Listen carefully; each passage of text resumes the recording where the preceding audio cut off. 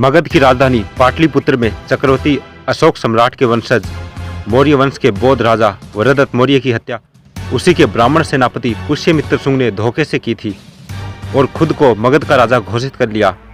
उसने राजा बनने पर पाटलिपुत्र से सियालकोट तक सभी बौद्ध विहारों को ध्वस्त करवा दिया था तथा अनेक बौद्ध भिक्षुओं का कत्लेआम किया था। पुष्यमित्र शुंग बौद्धों पर बहुत अत्याचार करता था और ताकत के बल पर उनसे ब्राह्मणों द्वारा रचित मनुस्मृति अनुसार हिंदू धर्म कबूल करवाता था। इसके बाद ब्राह्मण पुष्यमित्र शुंग ने अपने समर्थकों के साथ मिलकर पाटलिपुत्र और सियालकोट के मध्य क्षेत्र पर अधिकार किया और अपनी राजधानी साकेत को बनाया।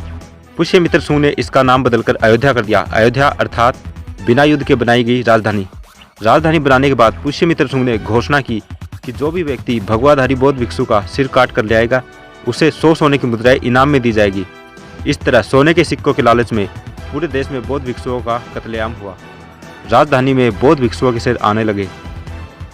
इसके बाद कुछ चालाक व्यक्ति अपने लाए हुए सर को चुरा लेते थे और उसी सर को दोबारा राजा को दिखाकर स्वर्ण मुद्राएं ले लेते थे। राजा को पता चला कि ऐसा लोग धोखा कर रहे हैं तो राजा ने एक बड़ा पत्थर रखवाया और राजा बौद्ध भिक्षु का सर देकर उस पत्थर पर मरवाकर उसका चेहरा बिगाड़ देता था। इसके बाद बौद्ध भिक्षु के सर को घाघरा नदी में फेंकवा देता था। राजधानी अयोध्या में बौद्ध भिक्षुओं के इतने सर आगे कि कटे हुए सरों से युक्त नदी का नाम सरयुग अर्थात सरयू हो गया।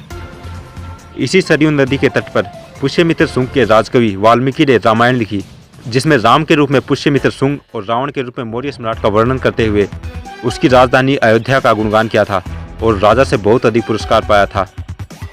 यही बात वामसेप के संस्थापक वामन मेश्राम भी कह रहे हैं। बुद्धा की जब क्रांति हुई तो क्रांति के विरोध में प्रतिक्रांति हुई और बृहदत्त की हत्या हुई। मौर्य सम्राट आखिरी बृहदत्त की हत्या हुई और हत्या करने वाला कोई और नहीं था, आर्य ब्राह्मण पुष्यमित्र शुंग। पुष्यमित्र शुंग के दरबार में वाल्मीकि राजकवि था और वाल्मीकि ने पुष्यमित्र शुंग को सामने रखकर ही रामायण लिखा। रामायण का राम कोई और नहीं है, पुष्यमित्र शुंग ही है और इसका एविडेंस रामायण में है।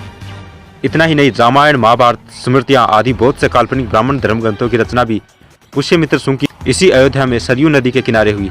बौद्ध भिक्षुओं के कत्लेआम के कारण सारे बौद्ध विहार खाली हो गए। तब आर्य ब्राह्मणों ने सोचा कि इन बौद्ध विहारों का क्या करें कि आने वाली पीढ़ियों को कभी पता ही नहीं लगे कि बीते वर्षों में ये क्या थे।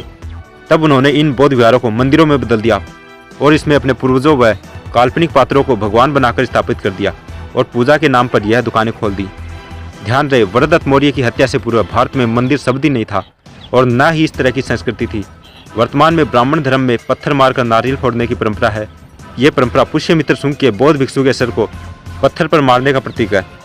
पेरियार रामास्वामी नायकर ने भी सच्ची रामायण पुस्तक लिखी, जिसका इलाहाबाद हाईकोर्ट केस नंबर 412/1970 में वर्ष 1970-71 व सुप्रीम कोर्ट 1971-76 के बीच केस अपील नंबर 291/1971 चला, जिसमें सुप्रीम कोर्ट के justice PN Bhagwati, justice VR Krishna Iyer, justice Murtaza फातिज अली ने दिनांक 16 सितंबर 1976 को निर्णय दिया कि सच्ची रामायण पुस्तक यह सिद्ध करती है कि रामायण नामक देश में जितने भी ग्रंथ हैं वे सभी काल्पनिक हैं और इनका पुरातात्विक कोई आधार नहीं है, अर्थात फर्जी है।